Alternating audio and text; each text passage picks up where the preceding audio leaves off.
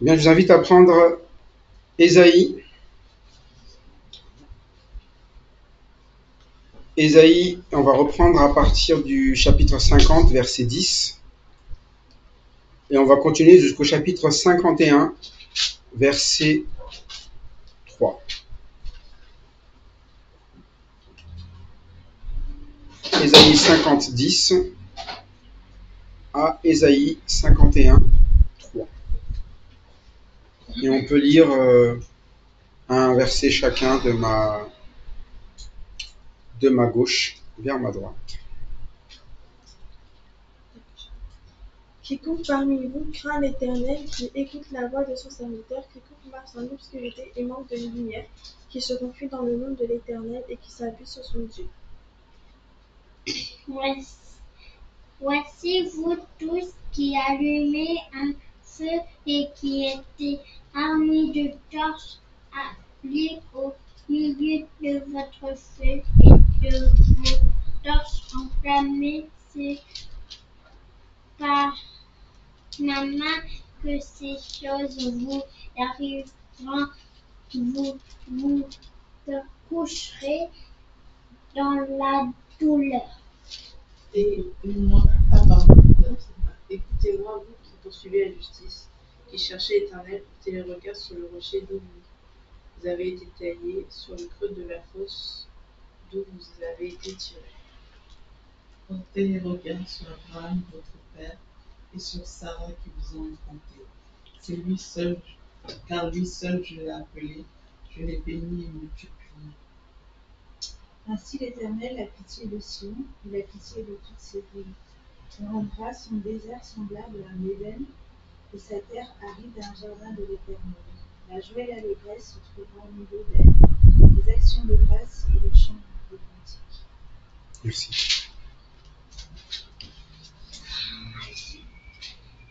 Le propos qu'on a pris la semaine dernière, c'est qui au final est celui qui craint l'Éternel. Et ce qui est bien, c'est que la crainte de l'Éternel, on va en donner une définition simplement telle que nous, on voudrait l'entendre pour nous. Ce n'est pas une question de comportement avec un air extérieur, ce n'est pas à un moment donné une question de religiosité, ce n'est pas une question ici, eh bien, je dirais de savoir-faire, c'est une question de quoi? Verset 10 du chapitre 50. Quiconque parmi vous craint l'Éternel, qu'il fasse quoi? Qu'il écoute la voix de son serviteur. En fait, c'est toujours facile et à la fois difficile de comprendre les choses avec Dieu. Facile parce que il est toujours clair. On ne peut pas parler de craindre l'Éternel sans être à l'écoute, déjà d'une manière très simple. C'est pour ça que quand les gens méprisent l'écoute, en fait, ils méprisent l'Éternel. Ils méprisent, au final, la manière dont l'Éternel amène les choses, et l'Éternel amène les choses par une voix. D'ailleurs, avant même que Jésus vienne, c'est une voix qui crée dans le désert. Et celui qui méprise cette voix, méprisera aussi celui qui vient après. Et c'est ce qui arrive toujours, c'est qu'à un moment donné, quand l'Éternel envoie un serviteur pour amener la parole de Dieu, celui qui méprise l'écoute, ben en fait, il ne craint pas l'Éternel. Il ne s'agit pas ici de dire peut-être que parfois il se passe. Non, il ne craint pas l'Éternel. Parce que quiconque parmi vous craint l'Éternel, qu'il écoute la voix de son serviteur. C'est vraiment la manière dont Dieu va définir une personne qui craint ou qui ne craint pas. C'est pas quelqu'un qui vous encourage à écouter la voix du serviteur, à écouter le message. Ben c'est quelqu'un qui craint l'Éternel parce que lui-même l'écoute. Celui qui vous encourage à dire « Oh, mais ça ne sert à rien d'écouter la parole de Dieu, tu sais, vous ne comprenez pas la vie, et la vie n'a pas besoin de la parole de Dieu. Oh, chacun allume son feu. » C'est ça dans ce passage. Hein. Chacun allume son feu dans l'obscurité et dit « Mais vous n'avez pas besoin d'écouter la parole de Dieu, vous n'avez pas besoin pour marcher dans les ténèbres, au final, d'écouter ce que Dieu a à dire. Votre expérience suffit. Allumez votre feu. » Et très souvent, c'est ce qui va se passer dans la vie des hommes. C'est que les hommes, quand Dieu parle, ils peuvent dire « Je crois en Dieu », jusqu'à ce que Dieu parle. Beaucoup de gens disent croire en Dieu, mais très peu de gens l'écoutent. C'est pour ça que la crainte de Dieu n'est pas dans l'homme. C'est-à-dire que l'homme, à un moment donné, il veut un Dieu qui ne parle pas. D'ailleurs, c'est pour ça que agnostique marche très bien. Agnostique, c'est je crois en Dieu, mais je ne veux pas le connaître. faut surtout pas qu'il me parle. Parce que s'il me parle, je sais ce qui va arriver. Quand il me parle, il va m'expliquer à un moment donné que je vais être obligé d'écouter ce qu'il dit. Et moi, j'ai pas envie d'écouter ce qu'il dit, j'ai envie de faire ce que je veux. Et moi, ce que je veux, mon intelligence, même si elle est déréglée, c'est mon plaisir à moi. Tellement que lorsque vous avez des personnes, parfois ils vont chercher des assemblées, et ils vont chercher des assemblées pour avoir ce qu'ils veulent. Dernièrement, quelqu'un m'a parlé en disant, j'avais une personne que je connais, lui apparemment il cherchait une assemblée, mais il cherchait une assemblée pour qu'on puisse le marier homme avec homme, parce qu'il n'arrivait pas à trouver ça. Et on est là en train de dire, mais choqué, comment ça, ils voulaient, mais 3 quarts des chrétiens font la même chose. Ils disent à un moment donné, chercher une assemblée, mais pour ce qui leur plaît eux, et pas pour ce qui plaît à Dieu.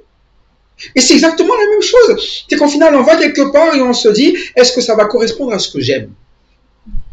Ou alors on se dit, il y a un message peut-être. Peut-être qu'il y a quelque chose qui doit changer dans ma vie, et quelque chose qui doit changer dans ma vie, parce que ma vie, elle se trouve dans quoi? Elle est dans l'obscurité actuellement. Et je trouve ça toujours étonnant que des gens qui sont perdus dans l'obscurité vous donnent la route pour savoir comment en sortir. C'est ce que Jésus disait aux pharisiens, des aveugles qui conduisent des quoi? Des aveugles. Donc vous voyez, quelqu'un, sa vie, c'est une galère, mais il est capable de dire quoi? Voilà comment on va s'en sortir. Mais c'est là où on se dit à un moment donné, mais lui, il n'a même pas la lumière et il me dit comment sortir de cet endroit-là. Et c'est pour ça qu'à un moment donné, quand il parle d'Ésaïe, mais Ésaïe, il va parler d'une chose qu'il connaît bien. C'est qu'il faut écouter la voix de l'Éternel. Parfois, on se dit, quand même, quelqu'un qui annonce la parole de Dieu, il fait qu'annoncer la parole de Dieu. Non, quelqu'un qui annonce la parole de Dieu, si vous regardez dans Ésaïe, devinez à qui Dieu parle le plus. À Ésaïe. Combien de fois Ésaïe doit toujours écouter ce que Dieu dit pour savoir ce qu'il a à dire? Est-ce que Ésaïe doit choisir ce qu'il dit? Il n'a même pas le choix. Et quand il parle, il prend le risque que tout le monde quoi? Le déteste. Et c'était même promis, l'Éternel n'a pas dit, quand tu parleras, ils se convertiront, ils te suivront. Non, ils ne t'écouteront pas. Tout comme quand Jésus a envoyé les apôtres, il a dit, vous serez haïs à cause de ma parole. C'est-à-dire qu'à un moment donné, parfois on dit, wow, tu veux que je marche comme ça dans la vie? Donc tu veux que dans ma vie, je me fasse détester des gens, que les gens ne m'aiment pas, que les gens m'abandonnent, que les gens me délaissent? Oui, c'est ça un serviteur. Ton but, c'est pas que les gens t'aiment, ton but, c'est les amener à sortir de leur ruine et de leur défaite. De l'obscurité. Comme toi-même, si tu m'écoutes, tu en sortiras. Parce que parfois, on ne présume pas de l'obscurité dans laquelle nous sommes, et nous allumons notre petit feu, comme le dit le verset 11, au lieu de se confier à l'Éternel. Quand vous allumez votre feu, à un moment donné, vous êtes là avec vos idées, vos priorités, indiquant à un moment donné que notre savoir, notre sagesse, notre intelligence, notre expérience vaut mieux que la parole de Dieu. Grosso modo, il dit qu'il faut se confier dans le nom de l'Éternel, s'appuyer sur son Dieu, mais en réalité, on est capable, nous, de nous appuyer sur qui? Sur nous. Le petit feu qu'on a allumé. Mais le petit feu qu'on a allumé, il dit quoi? Cette torche enflammée, là, vous vous coucherez dans la douleur à cause de cela. Vous allumez un feu qui est armé de torches, et au milieu de votre feu, de vos torches enflammées, c'est par la main que ces choses vous arriveront, vous vous coucherez dans la douleur. Et c'est là où, parfois, c'est l'arrogance de l'homme. Il sait qu'il va souffrir à cause de ce qu'il fait, ce qu'il dit, mais non seulement il le fait, il le dit, mais il dit aux autres de le faire. Si vous lisez le psaume 1er, je trouve toujours être assez étonnant. Vous savez qu'il donne des conseils au début? Il dit, heureux l'homme qui n'écoute pas le conseil des... Parce que les méchants, ils ont toujours une habitude, ils donnent toujours des conseils. C'est les méchants les premiers à donner des conseils. Ils se disent à un moment donné, tu sais mon feu là, j'arrive à m'éclairer avec, vas-y, tu devrais faire ça. Mais en fait, il est dans l'obscurité, il n'arrive même pas à s'en sortir. Tu regardes, à un moment donné, ses colères, ses animosités, son état. Tu regardes à un moment donné sa manière de traiter les cas même des autres, de parler des autres, puis tu regardes sa vie. Et puis tu regardes l'attitude qu'il a, tu regardes le comportement qu'il a, et tu te dis à un moment donné, mais c'est ça un méchant. Un méchant, si vous prenez 1 Pierre chapitre 2, voilà sa manière de vivre. Et s'il n'écoute pas la parole, mais en fait, il ne rejette pas cette manière de vivre. Si vous prenez 1 Pierre chapitre 2, si vous lisez les 3 premiers versets, Qu'est-ce qu'il dit?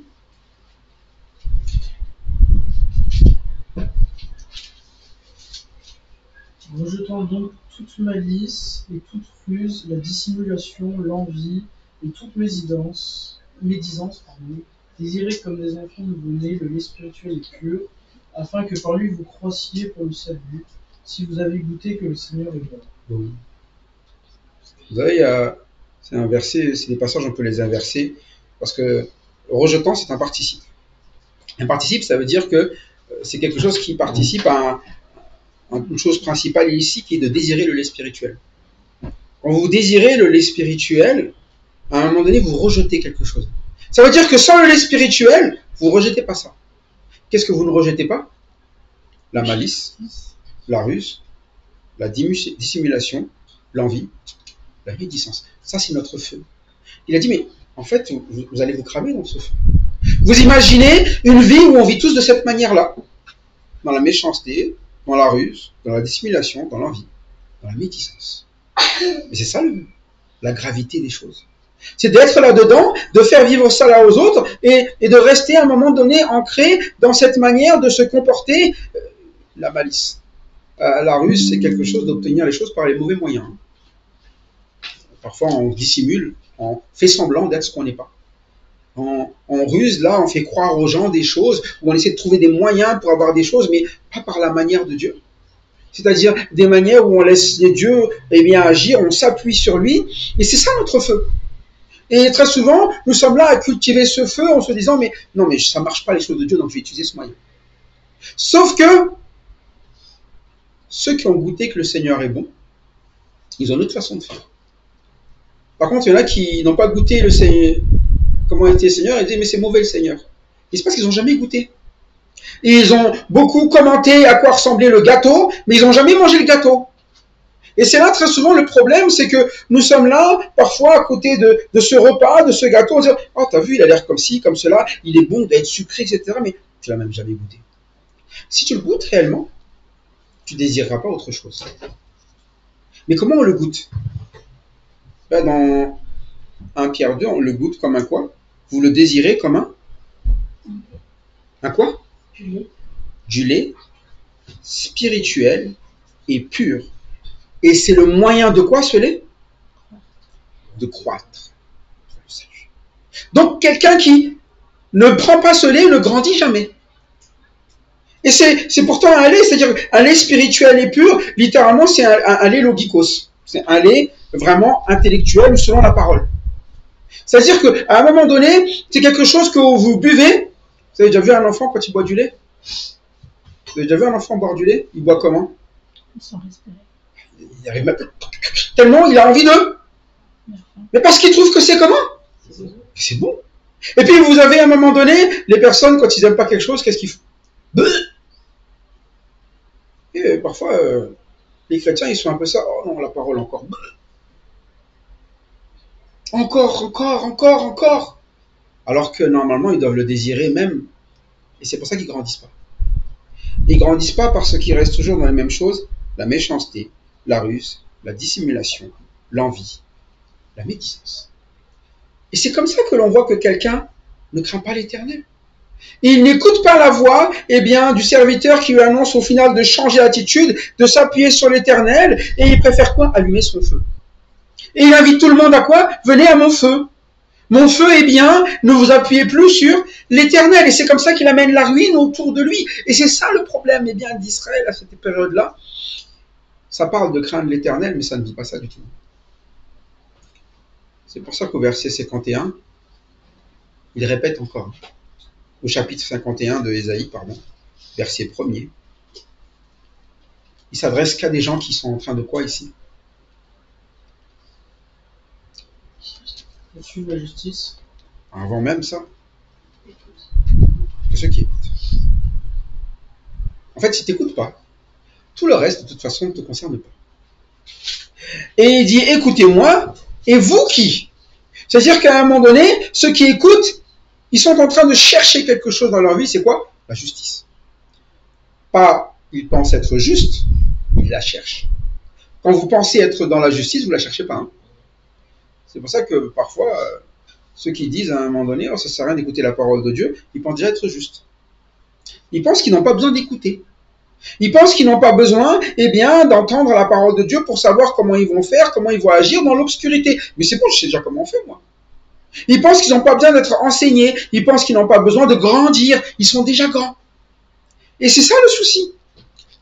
Moi, je me souviens, à une bonne période de ma vie, je dirais, où le Seigneur, eh bien, m'a repris, il m'a appris à m'asseoir et à écouter. Je suis sorti de l'institut, et à un moment donné, je me suis dit, je suis grand, là. Je suis fort, là. Je suis capable de tout indiquer, de tout faire. J'ai plus besoin d'écouter, j'ai plus besoin. Et je faisais ma machine, et un jour, boum, pravatrac. Et l'Éternel a dit quoi? Maintenant, écoute. Et j'ai passé des années à ne faire qu'écouter. Vraiment, on s'est dit, mais ça sert à quoi? Eh bien, c'est là que j'ai appris réellement à vivre ce que l'Éternel voulait. Pas juste à citer par cœur des versets, et pas juste à indiquer les doctrines, les bonnes doctrines baptistes, et les bonnes doctrines à un moment donné que j'ai appris, eh bien, là, etc. C'est vraiment d'écouter et de comprendre ce qui est juste. Pourtant, à cette période-là, je disais, c'est pas juste. C'est pas juste pourquoi est-ce que les gens agissent comme ça envers moi. C'est pas juste pourquoi j'en suis là. C'est pas juste. Mais dis, en fait, quand tu trouves que c'est pas juste, et quand tu trouves que tu n'agis pas de manière juste, en fait, tu vas chercher la justice. Et tu vas vraiment te poser les vraies questions pendant ces années-là, de se dire, mais en fait, qu'est-ce que Dieu veut que je fasse? C'est quoi la réalité? Est-ce que, au final, ma vie, elle ne sert à rien maintenant que je ne prêche plus, maintenant que je ne suis plus derrière un pupitre, maintenant que je comprends, à quoi sert ma vie? Et parfois, c'est ça, on se dit, ah ben, en fait, c'est d'être derrière le pupitre, d'avoir une vraie vie avec le Seigneur, c'est d'avoir une vie, eh bien, où on part à gauche et à droite, et puis on montre aux gens qu'on fait ceci, cela. Non, avoir la vraie vie dans le Seigneur, c'est d'abord écouter. C'est pour ça qu'il dit, celui qui craint l'Éternel, qu'il écoute d'abord la voix de mon serviteur. Et j'ai dû apprendre à un moment donné comment faire dans ma vie personnelle avec le Seigneur. Pourtant, ça fait déjà 10 ans que j'étais avec le Seigneur. 10 ans et on se dit à un moment donné, waouh, ça doit être un expert. Je dis non. Bien au contraire, le Seigneur m'a montré, pas du tout. Tu es tout sauf un expert. Tu es quelqu'un qui doit reprendre de zéro. Comme un enfant. Tu dois réapprendre ce que c'est qu'aimer la parole de Dieu. Du coup, j'ai commencé à m'occuper de petites choses parce que le pasteur me l'a demandé, et puis j'ai accepté sa façon de faire. La vidéoprojection, la musique, et j'ai fait ça pendant un bon temps. Et puis à un moment donné, j'ai participé avec les jeunes, et je me souviens, le responsable des jeunes, tous ceux qui connaissent Timothée Corentin, c'était le responsable, il avait 23 ans, moi j'avais, 39 ans, 40? Et je me suis dit, à un moment donné, genre, je me souviens toujours quelqu'un qui avait sorti, oh, mais qu'est-ce qu'il fait là-bas? À un moment donné, j'ai dit, mais en fait, on les aidait. Comment les aider? C'est eux qui nous ont demandé. Et puis, on était là pour les aider à monter en compétence, s'il y avait des soucis, être là avec eux, les soutenir, les amener à être, à un moment donné, dans ce qu'il avait à faire, toujours plus en plus responsable. Et les choix qu'il faisait, c'était toujours les bons choix pour moi. C'est lui le responsable. Et c'est ça, écoutez. Quand on écoute, c'est parce qu'à un moment donné, il y a quelqu'un qui est placé comme serviteur. À l'époque, celui qui était le responsable des jeunes, c'était Timothée Corentin. C'était lui qui était responsable d'amener quoi? C'était pas moi. Et c'était pareil à la cellule. À la cellule de maison, j'étais pas responsable d'amener la parole. Et ceux qui étaient responsables, c'était les Brésiliens qui étaient là. Il y avait Ricardo, il y avait Flavio et tout ça. Et si un jour vous voyez Flavio, vous pouvez lui demander, est-ce qu'il m'avait pas demandé, Ando, est-ce que tu veux enseigner? Je lui ai dit non. Moi, je suis pas responsable. Je suis là pourquoi? Pour écouter. Et à chaque fois que je grandissais dans l'écoute, en fait, j'apprécie cela. J'apprenais beaucoup de choses et je continuais à apprendre, surtout à vivre avec les uns et avec les autres et avec toutes les différences qu'il y avait. Et à les aimer vraiment. Et pas juste comme avant, allez, fini le taf le dimanche, là j'ai fait mes 2 heures de prédication présidence, je rentre chez moi et s'il vous plaît, ciao, je ne vous revois pas avant la semaine prochaine. Ah si, il y a une étude, bon écoute, on planifie ça, mais le reste de ma vie, totalement détaché de l'assemblée. J'écoute juste. Non, je viens juste pour le minima syndical, comme on dit. Hein. Mais ici, on parle de quoi? Vous qui poursuivez la justice. Quand vous poursuivez quelque chose, vous ne vous arrêtez pas. Sinon, ça ne s'appelle pas poursuivre. Imaginez-vous, la police, si elle poursuit un voleur, elle dit « Je poursuis le voleur » et puis oh non, là, c'est l'heure de la pause. Eh, c'est l'heure de la pause. Il est 15h30, c'est la pause des 20 minutes, on arrête de poursuivre. Parfois, on est comme ça. Eh, hop, là, c'est mon quota, j'arrête là. C'est pas la parole, je veux bien, mais pas pendant les vacances quand même. la parole, je veux bien, là c'est l'été, l'été c'est chill quand même. Moi je veux bien la parole, mais pas tout le temps, quoi. Et c'est là, elle dit, mais en fait, on poursuit plus ce qui est juste, parce qu'on croit déjà avoir acquis la justice, ou alors ça nous intéresse pas. Mais celui qui poursuit la justice, c'est aussi celui qui cherche qui, dit le verset 1er de ce chapitre 51. Il cherche l'éternel. Vous savez, l'éternel, c'est pas juste, je dirais, un espèce de animal, là, comme un petit toutou que vous sortez dehors, le temps juste, eh bien, de passer du temps à la promenade, et puis il y en a qui sortent, et puis qui reviennent, et puis voilà, sinon c'est un joujou à la maison, ou presque de la déco. Non, l'éternel, en fait, notre vie est faite pour le chercher. La vie éternelle, c'est ce que Jésus a dit, hein, c'est de te connaître, toi, le seul vrai Dieu, et ton Fils Jésus-Christ, que tu as envoyé. Si vous pensez que la vie éternelle, c'est se détourner à un moment donné de l'éternel ou de son Fils, et qu'à un moment donné, il y aura des moments où on dit « Oh, ça va, j'ai plus besoin de servir ni de me tourner », mais en fait, c'est tout le contraire. Quand on sera au ciel, tous nos regards, toute notre vie, tout notre temps sera tourné vers Christ. Si dès aujourd'hui, on n'aime pas ça, mais quel est donc l'intérêt d'avoir une vie en Christ? Autant dire que je ne suis pas en Christ. Parce que être en Christ, c'est être ancré dans sa justice, le rechercher et le vivre constamment. C'est pour ça que j'ai besoin que Christ agisse dans ma vie. Et c'est pour ça que je dois toujours le chercher, et pour cela, il dit porter les regards. Donc, quand vous portez les regards quelque part, c'est votre direction. Essayez de courir vers quelque part et de regarder ailleurs. Essayez ça. Grande probabilité que vous allez quoi? Vous allez faire mal en tout cas. Soit tomber, soit vous cogner contre un poteau. Peu importe. Mais il dit, hein, portez les regards. Si vous dites que vous êtes des personnes qui cherchaient l'éternel, si vous dites que des personnes qui portaient la justice, qui poursuivaient la justice, donc ça veut dire que vous portez les regards aussi sur le rocher d'où vous avez été taillé. Ah, on se dit, mais qu'est-ce que ça veut dire le rocher où j'ai été taillé? En fait, c'est là où tu viens. C'est sur cette base-là que tu as été fait. Nous, en tant que chrétiens, nous avons été créés en Jésus-Christ. Donc nous portons toujours les regards vers Christ. Sans Christ, nous ne serions pas ce que nous sommes aujourd'hui, c'est-à-dire des enfants de Dieu. Il est la source même de tout, et nous portons les regards vers lui, ça veut dire que c'est notre direction. Tout ce qu'il vit, c'est ce que nous voulions vivre. Sur le creux de la fosse, vous avez été tirés. Regarde d'où tu viens. C'est-à-dire qu'à un moment donné, parfois on ne se rend pas compte, lorsque nous sommes au Seigneur, que nous avons été tirés de quelque part. Nous ne savons pas comment ça a été fait, et on ne se rend pas compte de ce qu'on doit parfois à Christ. Et c'est là où on ne cherche plus l'éternel, parce qu'on ne se rend pas compte combien il est important d'avoir l'éternel dans notre vie. On ne poursuit plus sa justice parce qu'on ne se souvient plus que c'est la justice de Dieu qui nous a sauvés. Justice de Dieu par la foi. Et uniquement par la foi. Et la foi, c'est quand même d'être à l'écoute de ce qui vient de Dieu, de sa parole. La foi, c'est pas de croire en soi. Quand vous allumez votre feu, vous êtes là en train de dire, je crois en moi, je crois que je peux être mieux, je crois que j'ai tellement des choses importantes dans ma vie qui sont incroyables, que les gens doivent pouvoir venir à moi, être avec moi et moi. Non, en fait, c'est d'amener les gens à Dieu, à le chercher, à le poursuivre, à rappeler les gens qu'il y a un objectif. L'objectif, c'est Christ, et à rappeler les gens d'où est-ce qu'ils viennent. Ils viennent de la fosse.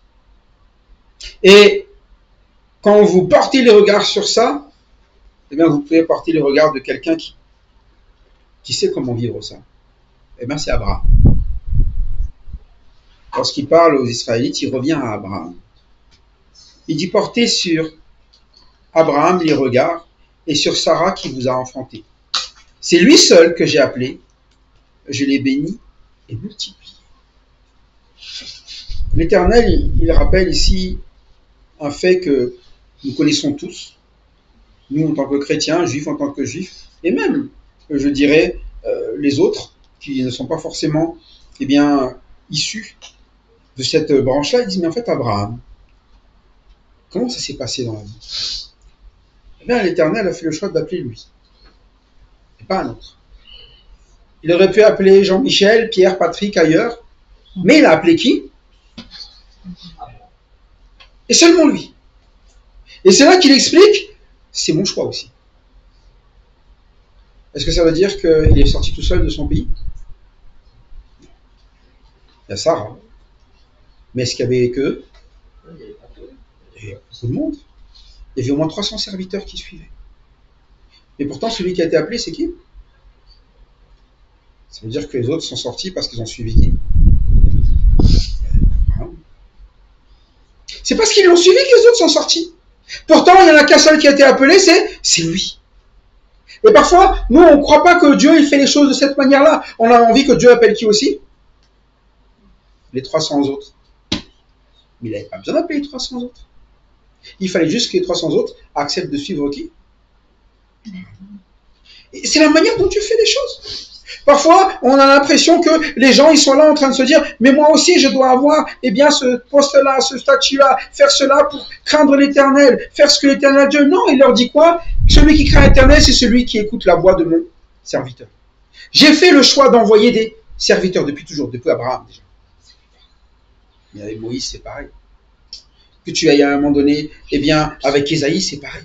Avec Jérémie, c'est pareil. Que tu envoies à chaque fois, eh bien, avec le Seigneur Jésus-Christ, c'est encore plus. Mais c'était même déjà avant avec Jean-Baptiste, pareil. Quand il va envoyer ses disciples, c'est pareil.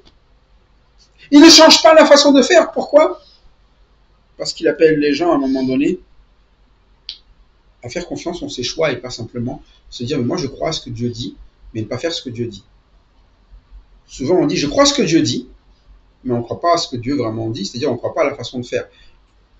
Il envoie Abraham, et Abraham, eh bien, il va dire, écoute, on va avoir un enfant par la foi.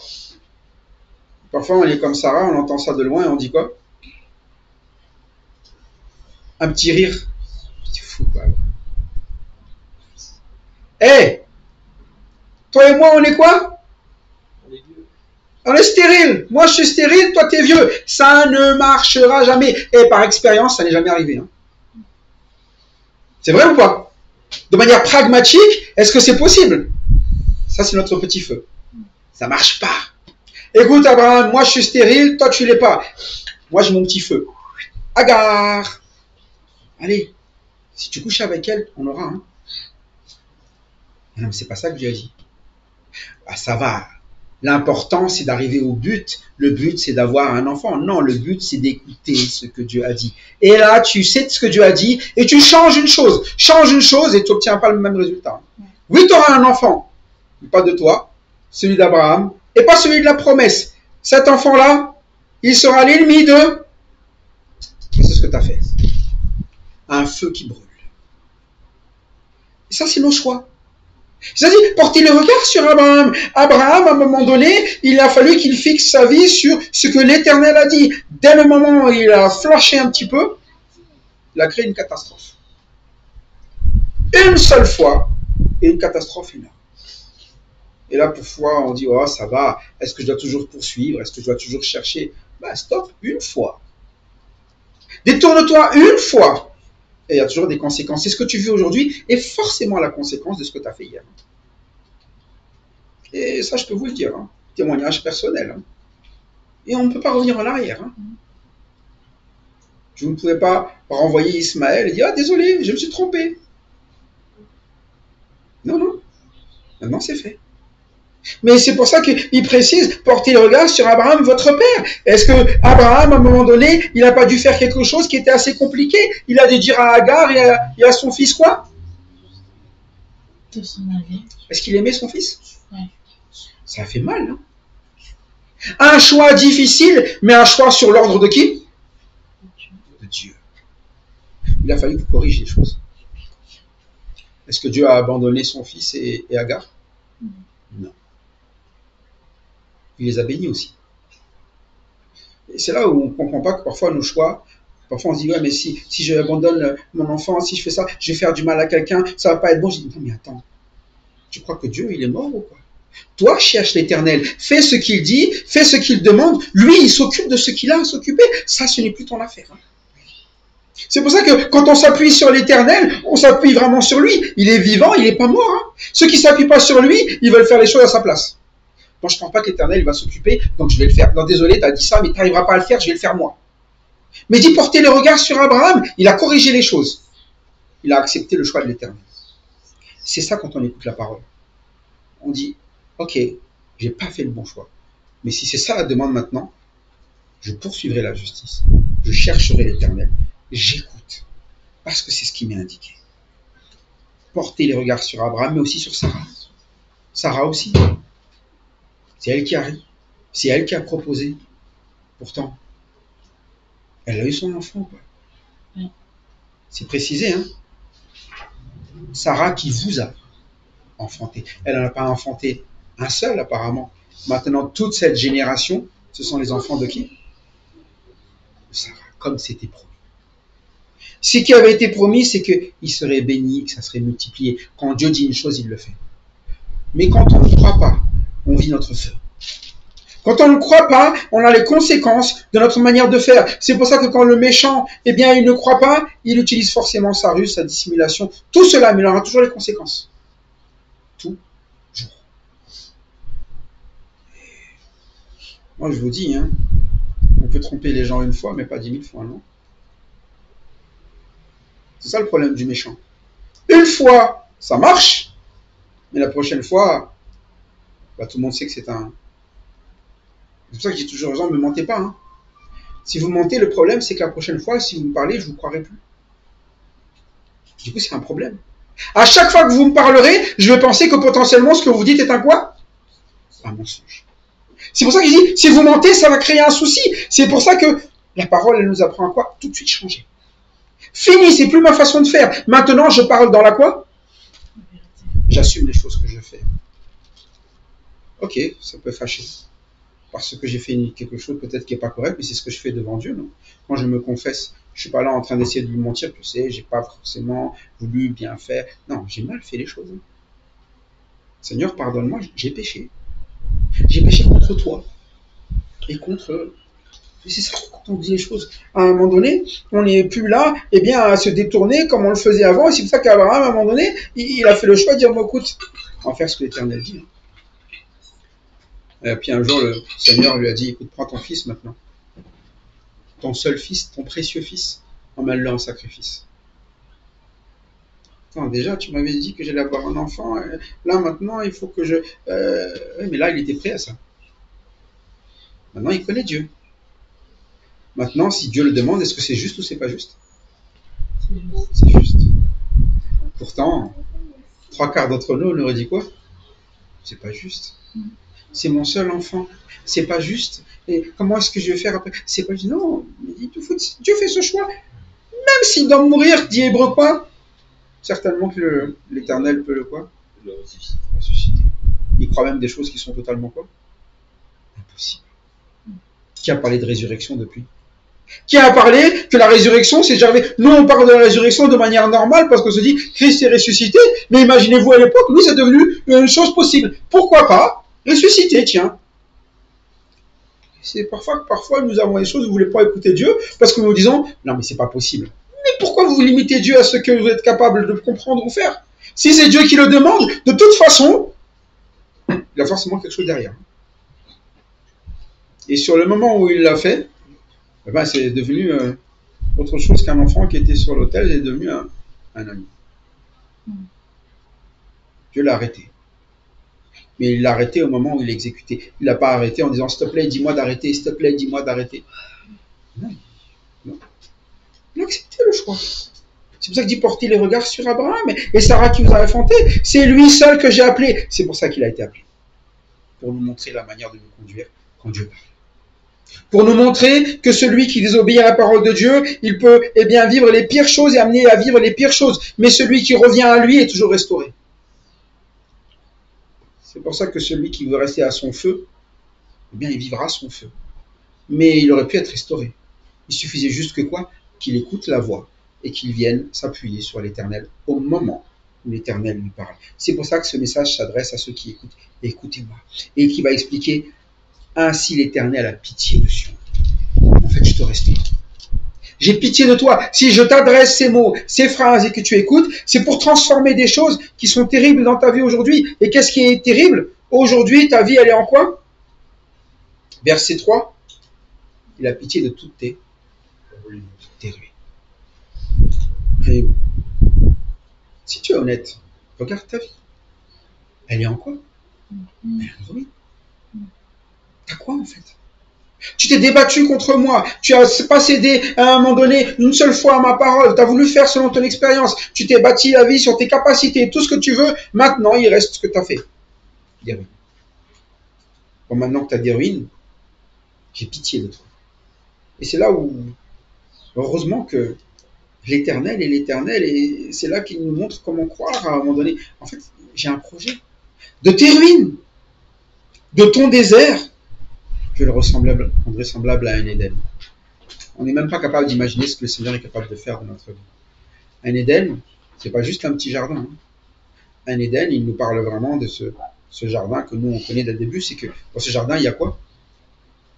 Il y a tout. Tout ce dont tu as besoin. Du désert où tu n'avais rien, je peux te donner tout ce dont tu as besoin. Au-delà même de ce que tu as besoin. Parce qu'en réalité, dans l'Éden, il y a même au-delà de ce qu'ils avaient besoin. Mais notre petit feu, c'est là où on brûle tout et c'est le petit désert. Et puis, je te rendrai ta terre aride qu'un jardin de l'Éternel. C'est moi-même qui vais cultiver les choses dans ce jardin. Tu auras juste qu'à être dedans. Et c'est là parfois où on se dit, mais je veux faire les choses selon moi, selon mon travail. Mais j'ai dit, mais tu penses vraiment que tu es capable de donner mieux que ce que l'Éternel l'a donné? Tu penses vraiment qu'à un moment donné, ta vie, elle est plus puissante que celle qui est capable de tout, celui qui est justement capable de dire à quelqu'un qui est stérile, tu vas enfanter? Et c'est là où on dit, mais en fait, est-ce que tu crois réellement en Dieu ou tu crois juste en des histoires qu'on t'a racontées depuis que tu es petit? C'est pour ça que je dis toujours, les classes des enfants, c'est pas fait pour raconter des histoires, hein. C'est fait pour enseigner. Hein. Parce que parfois, on se retrouve avec des enfants qui croient que ce sont juste des histoires. Ils peuvent regarder Choupi et derrière regarder la vie de Jésus-Christ, pour eux, c'est pareil. Quoi. Non, c'est des enseignements. C'est pas des histoires. C'est qu'à un moment donné, quand tu portes les regards sur Abraham, tu ne me dis pas, oh, que c'était une belle histoire quand même. Hein. Non, si tu portes les regards sur la vie d'Abraham, tu comprends que ça te concerne tout de suite. C'est quelque chose qui doit amener ta vie à bâtir ta vie sur ce roc, à regarder ce rocher, à savoir d'où tu viens. Tu es comme Abraham. Abraham, s'il n'y avait pas l'Éternel qui disait les choses, il ferait toujours quoi? N'importe quoi. C'est pour ça que Abraham crut. C'est ça qui lui a petit. Il a cru. Il a cru, et aujourd'hui, il y a tout Israël qui sont des enfants d'Abraham. Il a multiplié là où c'était stérile, et l'Éternel dit, moi aussi, là où la terre est aride en ce moment, je suis capable de transformer ça en jardin. Mon jardin. Et c'est ça la vie de ceux qui croient. Et dans ces ruines, où normalement il n'y a personne qui vit, personne qui habite, où c'est le silence total, dans ces ruines, quand il aura transformé ce jardin en Éden, cette terre en jardin éternel, il y aura quoi? Il est dit la joie et l'allégresse se trouveront au milieu d'elle. Les actions de grâce et le chant des cantiques. C'est là où vous voyez le bon sens des choses. Les cantiques, elles viennent parce qu'on connaît l'Éternel. C'est pas le contraire. Parfois, les gens pensent que si je chante bien un cantique, l'Éternel viendra dans ma vie. Non, c'est parce que l'Éternel est intervenu dans ta vie que tes cantiques sont beaux. Parce qu'il loue vraiment l'Éternel pour ce que l'Éternel a fait dans ta vie. Et c'est ça, au milieu de ta vie, tu auras vraiment de la joie et de l'allégresse. Tu ne seras pas là en train d'essayer de rendre une espèce de joie et d'allégresse dans un cantique en disant « Allez, on va essayer d'être joyeux là. Allez, il faut se motiver à être joyeux. » Non, s'il a transformé ta vie, cette joie, elle est là et ça te donne des vrais cantiques. C'est pour ça qu'à un moment donné, quand il s'adresse ici, il dit « Mais écoute, le problème pour arriver à un cantique, qu'il loue l'Éternel à une vie restaurée, un cantique éternel à ce que j'étais avant, en fait, il fallait écouter. Sinon, il faudra juste quoi? Faire semblant et ta vie restera pourtant quoi? Une ruine. Et parfois, on cache notre ruine derrière le cantique et une fausse joie. Et tout cela n'est que la conséquence d'une ruine qui est repeuplée et il y aura forcément de la joie et il y aura de l'allégresse au milieu d'elle. Pas à côté d'elle, au milieu d'elle. C'est sa vie même qui sera quoi? Un sujet de joie et un sujet d'allégresse. Et c'est ça notre vie. Lorsqu'on a confié notre vie à Dieu, lorsqu'on s'appuie sur lui, en fait, c'est une joie de vivre avec lui. J'ai dit, heureusement que je le connais. Et on le poursuivra encore plus en disant « Attends, mais je ne peux pas me manquer de ça. » C'est pour ça que parfois, les gens pourraient être étonnés, mais pourquoi est-ce qu'ils viennent tout le temps à l'écoute? Pourquoi ils poursuivent? Parfois, il y a d'autres choses dans la vie. Non, c'est tellement important pour moi. Si je n'ai pas ça, ma vie, elle est malheureuse. Je sais que c'est des ruines. J'ai déjà essayé de faire ça et de faire semblant. Ça ne mène à rien. Oui, ça trompe les gens. Comme les gens disaient à l'époque, waouh, Mondo, aussi jeune et déjà à l'institut, ah, c'est incroyable, ah là là là, cassé d'usage. En fait, ils ne savaient rien de ma vie. Tout ce qu'ils voyaient, c'est quoi? Mes activités. Et d'ailleurs, je faisais tout pour que les gens ne savent pas de ma vie. Hein. C'est-à-dire qu'à un moment donné, là, quand je vous expose ma vie, on ne faisait pas ça avant, je ne faisais pas ça avant. Avant, je donnais des exemples, je parlais de ce que. Mais jamais de la mienne. C'est pour ça que je suis toujours un peu triste quand je sais que les gens parlent et donnent des sources, mais jamais je connais leur témoignage de chaque jour avec le Seigneur. C'est pas en fait. Ils sont juste capables de réciter des choses par cœur, mais jamais d'avoir un vrai cantique qui est vraiment celle de celui qui est dans la joie et l'allégresse au milieu d'eux. Et c'est pour ça que l'Éternel, il insiste ici pour Sion. Il dit, j'ai pitié de toi. Et parfois on dit, mais je ne sais pas pourquoi Dieu a pitié de moi, moi ça va, moi. Hein, j'ai pitié de toi, je sais déjà ce qui arrive. Tu es déjà en train de te diriger vers la ruine, et j'ai pitié de toi, c'est pour ça que je te dis, écoute. Et tant que tu n'apprendras pas à écouter, eh bien tu seras toujours dans la ruine. Alors écoute. Ainsi, eh bien ne soyons pas de ceux qui s'appuient sur notre feu, soyons de ceux qui craignent l'Éternel, qui s'appuient sur lui, qui le cherchent et poursuivent sa justice. Soyons de ceux qui vivent eh bien, les promesses de l'Éternel comme Abraham et toujours les regards fixés sur celle qui est la nôtre, c'est-à-dire être à l'image de Christ, comme direction. Ne perdons jamais courage, mais au contraire avançant pas à pas, laissant le Seigneur travailler dans notre vie, jour après jour, année après année, jusqu'à ce que eh bien, le Seigneur revienne. Et ainsi cette promesse, nous la consommerons pleinement ensemble, avec cette joie qui sera éternelle les uns avec les autres. Que le Seigneur se glorifie donc par sa parole et son amour qui est visible envers nous. À Dieu la gloire en Christ. Amen. Amen.